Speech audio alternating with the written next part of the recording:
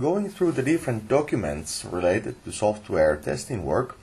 In this presentation we will be talking about the test plan, or in more detail about the master test plan and the sub-plans of the testing work.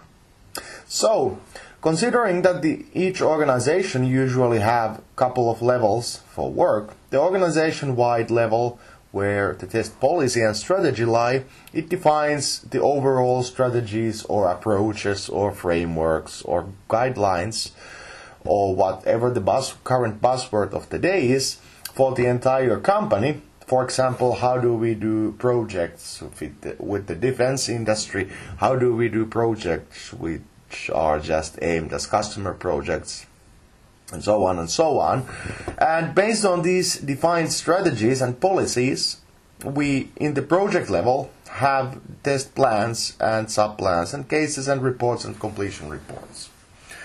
The general test plan, or master test plan, as sometimes said, is the first document defining on the actually concrete level what we actually should be doing in the testing work. It defines the approach, the schedules and the people and the tools and all the other different things, and because it's a rather huge document or it has rather huge amount of information, in larger projects it's also divided into specific sub-plans, sub-test plans or phase test plans or partial test plans, which define, for example, how test automation is used, test automation plan, or how integration testing is done, or how usability testing is done, and so on and so on, defining one phase or level of testing work. So, on the project level, the test plan is used to run the daily show. So, the test plans are just a guideline on how the work is done. Of course, they should adhere into the test policy and test strategy, but they define based on the actual resources like time or money or personnel or tools how the testing is actually done. And like said earlier, there may be the master test plan which gives us the big picture and the sub-test plans which define one level or one applied method of testing work.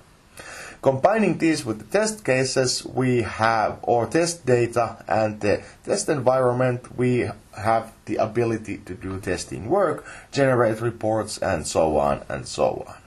Anyway, then what should go into this elusive general test plan or master test plan or even the specific sub-plans if we want to define what sort of work we should be doing in our project?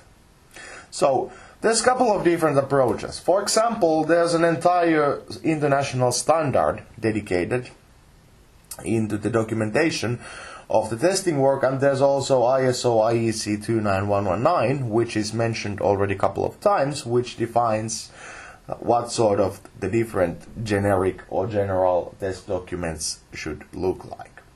However, on this presentation I decided to use something more lightweight and give you an example on what goes into a test plan with this really simple space dirt example. So, what goes into a test plan? It's simply scope, people, approach, criteria, environment, deliverables, incidentals, risks and tasks. So, space dirt. So, this isn't exactly self-documenting list, so let's go through all these items one by one. The scope, so what we will be testing, how we will be doing the testing work, and what will not be tested on this project. For example, we will be testing the product, for example a mobile game. We will be testing its user interface, the application itself, but we will not be doing testing on the platform or the operating system, or we will not be fixing any problems caused by the operating system itself. The people, what sort of training we want the people to have, what sort of training we will provide, how will we ensure that all the usability testers actually have an idea on how the system should work, who's responsible for what, and overall what's the schedule for the people doing the testing work.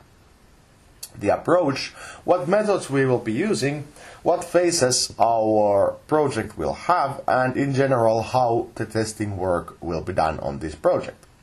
The criteria means that the entry and exit criteria, when we will start testing, when we will stop doing testing, if we have the possibility to say that this isn't good enough for testing work or good enough for continuing testing work, what are the criteria for that?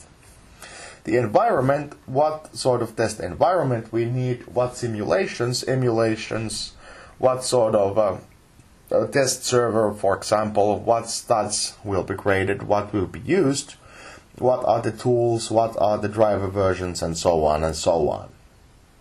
The D stands for deliverables.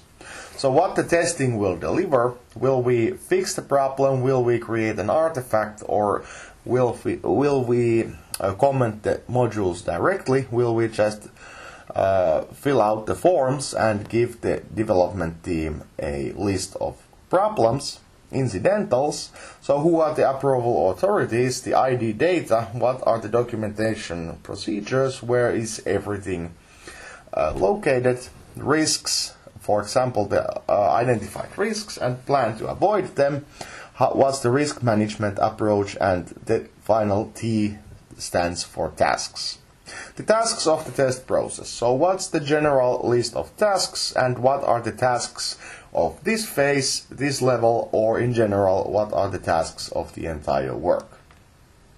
And of course, like with all documents, if the project isn't that large, you of course shouldn't create a 500-page documentation to fill out your business library. No, you just you can use, for example, some lightweight approach and define a general test plan into your, which is giving the guidelines, and then specific sub-plans to go with the daily tasks of work, or have a general test plan which stays more or less intact during the project, and then update your sub-plans or phase plans or whatever according to the actual activities in the project.